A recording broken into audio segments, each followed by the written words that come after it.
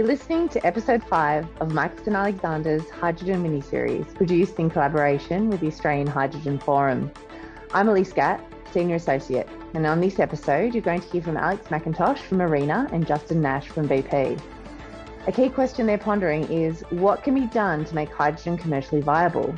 Where is investment needed to scale up production? Should hydrogen production or hydrogen demand come first? And how is government working with industry to promote the hydrogen economy?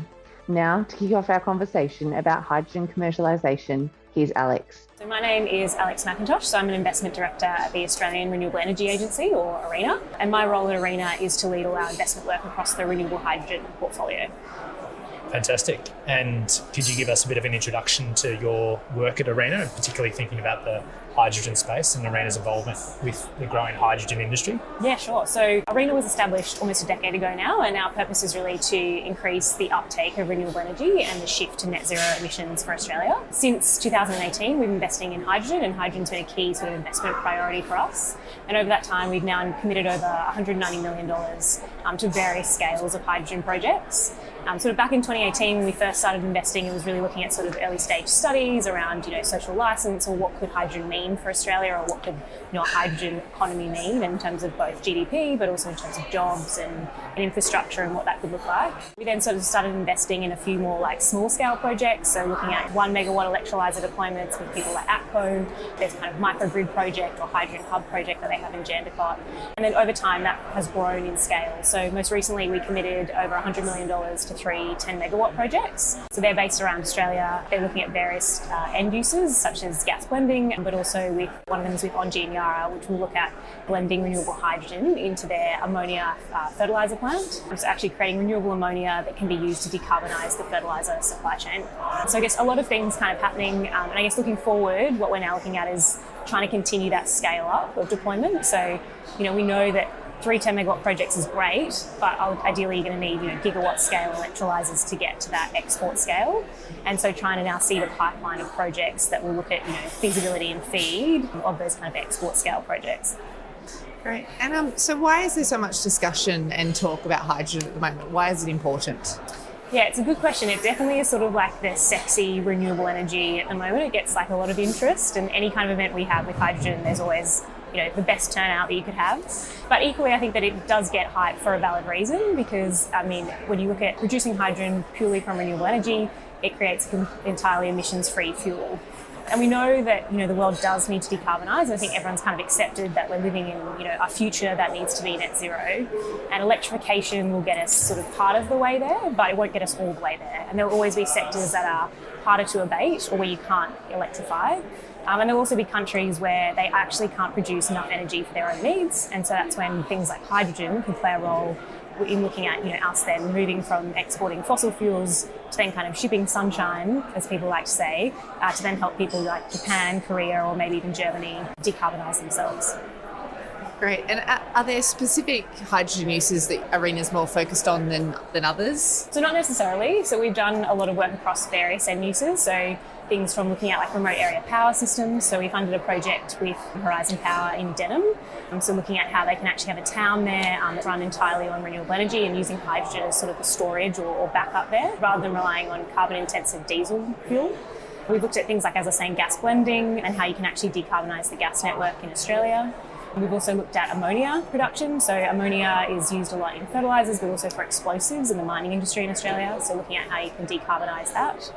And then the other end use as well is looking at transport, which we're seeing actually have more momentum probably in the last 12 months, and I think that will continue. So funding projects like the Viva New Energy Service Station down in Geelong, which will be sort of one of the biggest hydrogen refuelling stations once it's built, and actually bring in lots of kind of industry players to help them kind of test and actually uptake 1 or 2 hydrogen vehicles and learn from them, and then sort of roll them out into their broader fleet. I'm glad you raised the Geelong one, because I live just near where that refuelling station's going to go, which takes me to another question about jobs and hydrogen's potential role in the Australian economy. Yeah. Geelong has been a centre of manufacturing for many years in Australia, but that role has declined more recently. Do you think hydrogen presents an opportunity for a new role to bring manufacturing back to Australia, or new jobs for Australians? Yeah, I think definitely new jobs. I think there'll probably be roles in manufacturing, but definitely as the kind of industry grows, there's definitely a way that there can be new jobs that kind of get spawned and started. And I think the Viva project is a good example of that. We actually got to go down to the launch of it, and it was just amazing to see, I guess, the amount of people that are actually just get employed and work at that refinery, which is near where this project will be. Obviously, that's an industry that's existed for many years and has made that area or created employment for a lot of people in that local area. But Viva now obviously recognising that, that refinery still has a very valid role and will probably for a number of decades, but going forward, they're looking at ways in which they can transition their business and also transition their workforce to things like this, like hydrogen or other kind of renewable technologies. So commercially, how does hydrogen stack up right now? If you bring it back to sort of first principles, I guess for every kilogram of hydrogen you produce or every unit of hydrogen that you produce, about 90% of your costs come down to two things. One is sort of the capex, so you're buying an electrolyser, your balance of plant, any kind of infrastructure you need for your end use. So that's obviously a big cost that you'll have. Then the second is electricity. So for every unit you're then producing of that hydrogen, you need essentially very low cost renewable energy to help power that process. And what we're seeing in the market, which is quite interesting, is that even if you can give someone a completely free project, so if you pay for every single piece of infrastructure that you could possibly need, there's still an ongoing operating loss if you can't get cheap power. And so at the moment, with the electrolyser efficiency where it kind of is in the moment, you actually need to be paying for power at about $30 a megawatt hour to be at that kind of H2 under 2 point, which is obviously the point we see at $2 a kilo is roughly when most end users become viable. But at the moment in the market, you're probably more paying like $50 a megawatt hour for power.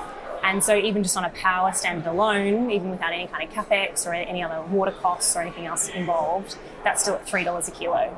So you've still got sort of a gap there that you need to fill. But again, the commerciality comes back to different end uses. So if we're looking at something like remote area power, where you're kind of competing against a very expensive incumbent diesel fuel that's probably getting trucked in the long distance and is very expensive, end uses like that are definitely closer to being commercial than, say, an end use where, like gas blending, for example, we're competing with a very low cost kind of natural gas price. The converse side to that, though, is on gas blending, whilst it's not commercial at the moment, the infrastructure is actually there and capable. So we know that you can blend up to about 10% in the gas network without any sort of technical issues. And so while that use case is sort of still evolving and is on that pathway to commercialisation, it's actually one of the easier kind of end-use integrations because that infrastructure allows for that at the moment. Getting that cost of hydrogen down and using technology to help get that cost of producing hydrogen down is obviously a pretty key piece of the puzzle, and that's been a topic already discussed at the Australian Hydrogen Forum here, and it's exciting to hear from a few Australian technology providers who are working on new technology to get that production cost down. How does ARENA involve itself with those companies and their development and innovation in new technology in this space? Yeah, so our role is always to try and provide the minimum amount of grant funding to allow a project to proceed, so essentially bridging that gap in commerciality. So for example, in transport at the moment, it's really looking at sort of a gap in total cost of ownership. So looking at if you're going to take up a hydrogen truck, what does that gap or commercial gap look like when you're comparing it to an incumbent sort of diesel truck? And we know at the moment that those vehicles are sort of 2 to 3 times more expensive on a capex basis. But then you've obviously got an ongoing operating cost as well, which potentially could be cheaper, like we've seen with EVs. Obviously, operating costs for EVs can potentially be cheaper than sort of ICE vehicles. But you've still got to be able to produce that hydrogen at a certain level to make that work. And so our role is always working with various parts of industries to try and help bridge that gap from a funding gap perspective. But the other key role we have is, whilst we're providing grant funding, our real return on investment is knowledge sharing. And so we'll always try to make people share as much knowledge and data as they can with industry to then allow people to learn and uptake things in a more quicker fashion. And so whilst it's working with those partners, like you're saying, to help them learn and grow and make sure as much data can be shared as possible. And so what sort of projects will increase hydrogen's commercial viability? Is it a collaboration between governments and industry, or is it need to be driven by industry more? What would you say about that? Yes, I think at this stage of the hydrogen industry, it's absolutely a collaboration from both the private and government sector, or the private and public sector. So we're seeing that across all our projects. So we will always look to have a private party with ideally matched funding from the sector. That's not always the case in an industry like hydrogen, where it is so nascent and we're sort of at those earlier stages of the journey. But certainly it's got to be a collaboration, and we see that across all our projects. So even looking at some of the earlier feasibility stuff we've funded with, like, for example, the Stanwell project in Queensland, they're looking at 300 megawatt kind of project to look at export scale to Japan. But that has collaboration from, I guess, Stanwell, ourselves, but then also a very large Japanese consortium. Having that international party there help look at both like the technical and the commercial feasibility and make sure at every part of that kind of project it's all being developed for the actual off-taker and the export market in mind. Can I take you back to an earlier point you mentioned, that there's so many wonderful small to medium projects going on around the country, and obviously ARENA's involved in so many of them in a variety of ways. You said the next step is to now build larger projects and scale up. How do you think we can make that happen, and what's ARENA's role in making that scale, or helping enable that scale up in the industry? Yeah, so it's a really important point, because as I was saying, we know that we're kind of at the stage where we've got sort of 3 10 megawatt projects on the go, but we know that in order to actually get to this export economy, you're going to need gigawatt scale electrolyzers. And so we're very focused on continuing that pipeline of projects, and we know that you're probably going to have to fund quite a large pipeline of projects to even get some kind of scale, because there'll always be reasons why projects fall over, or there'll be reasons why commercially things don't stack up. And so we're really focused now on continuing that next wave of projects. So while still delivering on the projects we do have and getting them constructed and the lessons learned, now funding projects like that Stanwell project up in Gladstone, so doing early stage feasibility with that export and Japanese consortium there to look at how a project like that can get up, as well as funding people like the Port of Newcastle and Macquarie project, which is looking at, again, how you can do maybe initially like a 40 megawatt scale electrolyzer, so scaling up again, but also then having a more broader scaled up 1 gigawatt version of that project in mind. So starting off with funding sort of feasibility studies and moving to sort of front end engineering and design stages, and then also keeping in mind, though, if we're actually going to do these deployment projects, they're probably still going to need a big chunk of government concessional funding at that stage as well. So looking at what are the mechanisms we can have in place to make sure that people actually have confidence that even if they're building a project now at that sort of earlier stage, there's the right government mechanisms in place to allow a deployment project to also proceed. Another key element of collaboration, not just within Australia, is also looking at how the industry can collaborate with what's happening internationally. There's obviously a lot of countries that are involving themselves in the development of the hydrogen industry. How can Australia work with other countries, and what sort of partnerships and collaboration efforts are already underway? Yeah, so it's something that ARENA, but also the broader sort of government is focused on. So we've seen lots of MOUs being executed with the likes of German government, for example. So there's now an Australian-Germany hydrogen accord, which is looking at ways in which both the Australian and German government and industry can work together to help scale up a supply chain from both Australia to Germany. And so one of the key initiatives under that we've just launched is the Highgate initiative, which is a funding round in collaboration with both ARENA, so ARENA will be the Australian delivery partner, and then a German organisation as well delivering the funding for the German government. And so really what we're looking at there is trying to fund projects that now start to establish those relationships between both Australian and German counterparties. And so you can actually start to build that pipeline of projects. So ultimately, if Germany does want to start to import hydrogen from Australia, we've got those cross-country collaborations starting.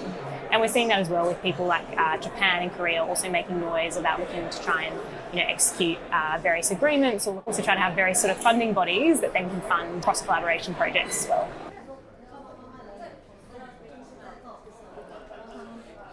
My name's Justin Nash.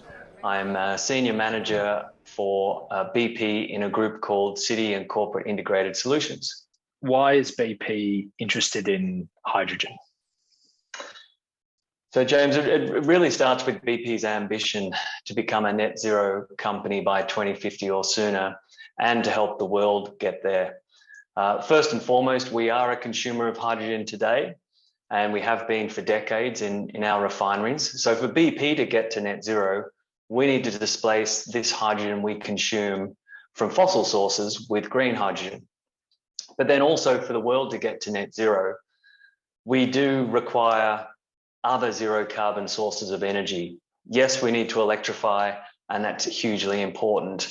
But we believe as BP that in the final energy mix by 2050, hydrogen will make up between 9 and 22% in net zero scenarios.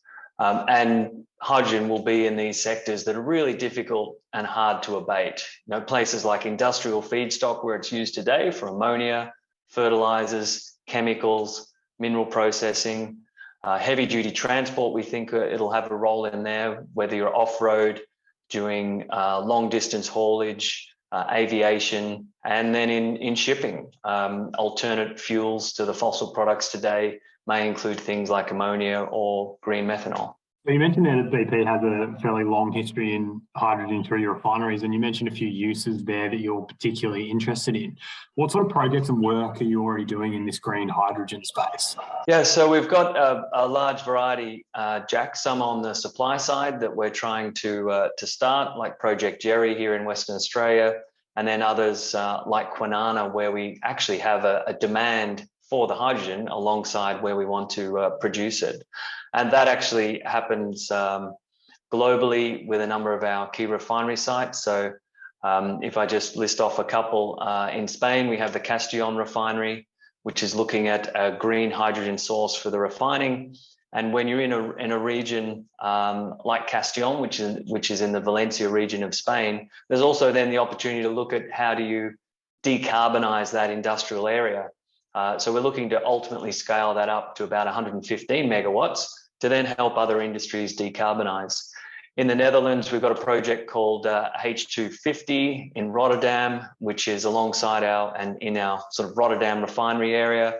That's again another big industrial cluster. We'll use that green hydrogen to decarbonize our own processing of fuels, but also then to decarbonize others. At the Australian Hydrogen Forum, Justin, you likened hydrogen to an analogy about chicken eggs and duck curves.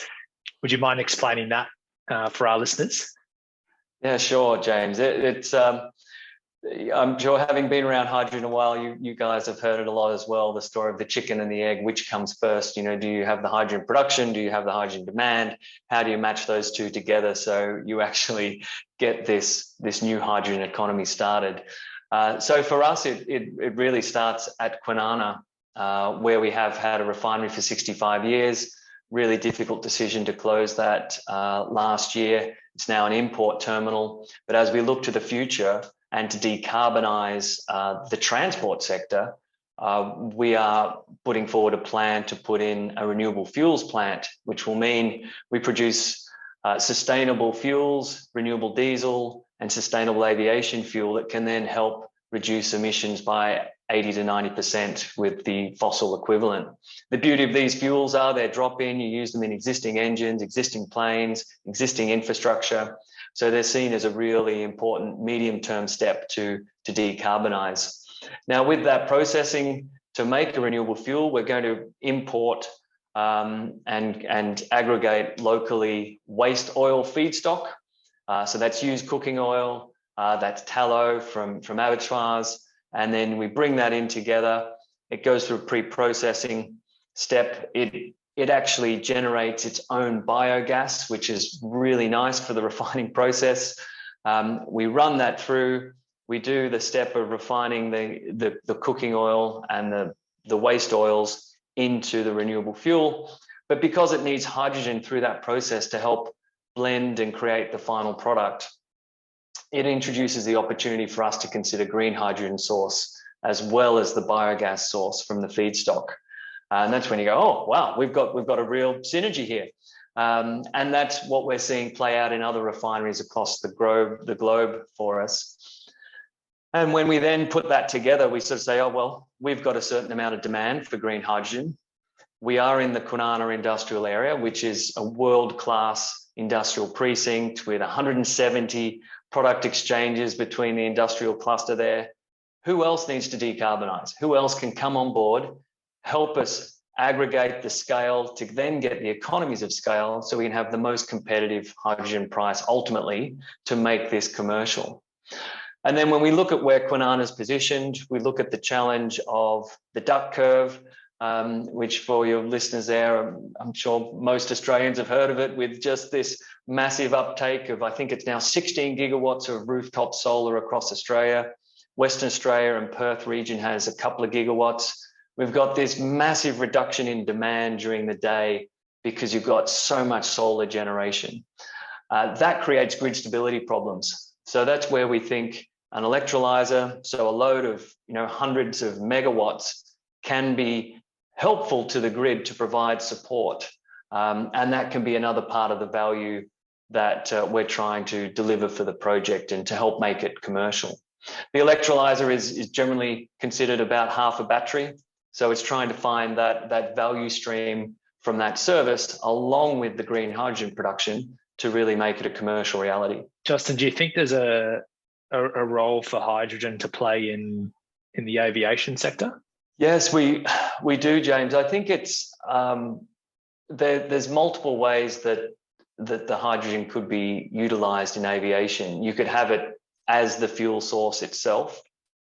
You could have it then with ammonia, or you could have it also providing what they call an e-fuel, which is where you use the green hydrogen combined with captured CO2 or captured carbon monoxide.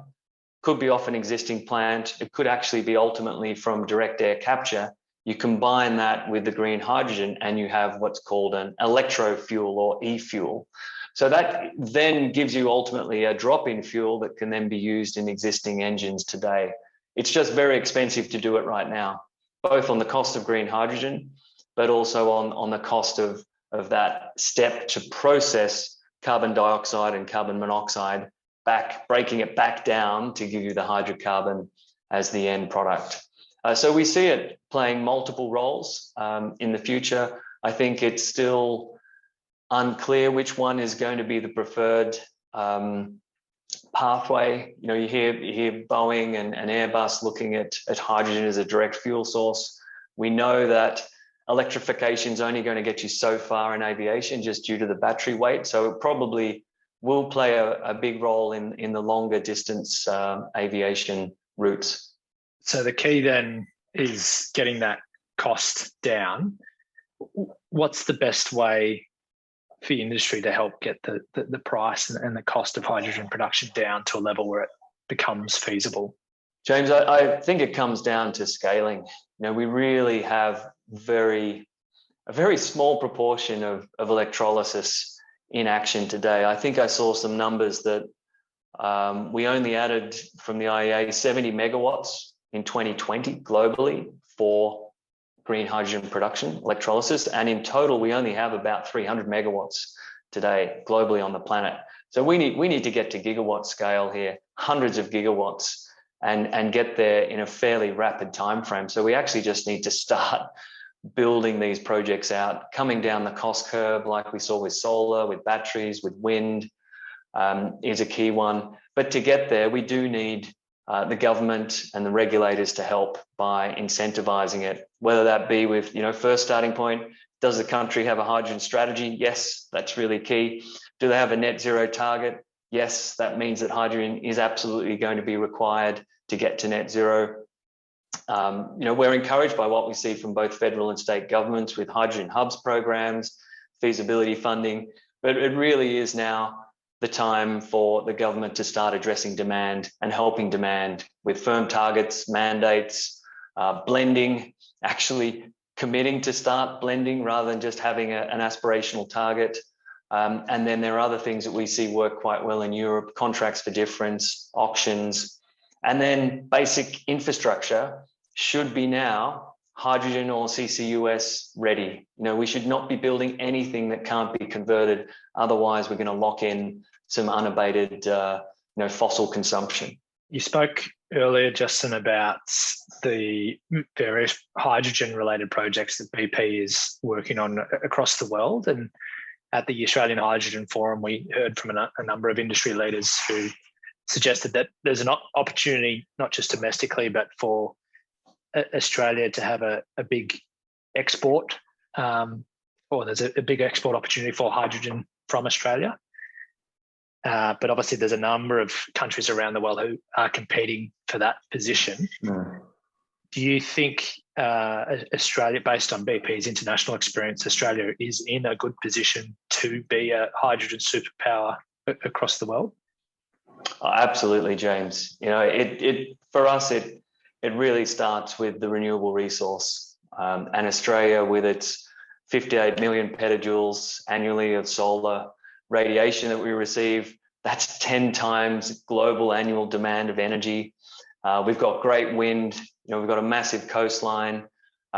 We've got wind that is complementary to solar in many locations, so you can get a much higher capacity factor. We should have, in Australia, the lowest levelized cost of electricity, which then feeds the lowest levelized cost of hydrogen production. And we're situated in a geography that has existing industries and existing relationships of decades of supply to Asian customers. So I think we've got the foundations here to have a terrific export role in the future for green hydrogen, green ammonia, whatever we choose to export. And we've got fantastic mineral resources as well that are all looking to decarbonize. They're all part of the energy transition and desperately needed. So I'm hugely optimistic for Australia and think we can play a major role in decarbonising globally and supporting other major countries decarbonise too. Really interesting, kind of BP as a multinational has an opportunity to have a sort of a global influence on this, and to sort of, when you talk about helping other countries decarbonise, do you kind of see almost a leadership role for BP in leading, lots of the different countries that you work in down the hydrogen pathway, but more broadly the decarbonisation pathway? Yes, we do, Jack. It's something we have committed to. It's something that's really important to our employees, our stakeholders, our shareholders, and ultimately the governments and places where we work, that we are seen as helpful. Now, not everyone's starting from the same place. I mean, we do need to recognise there's still almost 1 billion people that don't have reliable electricity on the planet. So for them, getting reliable, cost-effective electricity and energy is first and foremost. But if we can do that in a way where it's cleaner as well, you're then providing affordable, clean, reliable electricity to help them not only prosper economically but also to decarbonise. But it does depend on the country and the starting place. We still have a sizable proportion of fossil production of oil and gas. We see that being really important during this transition. A cargo of LNG heats 100,000 homes for a year.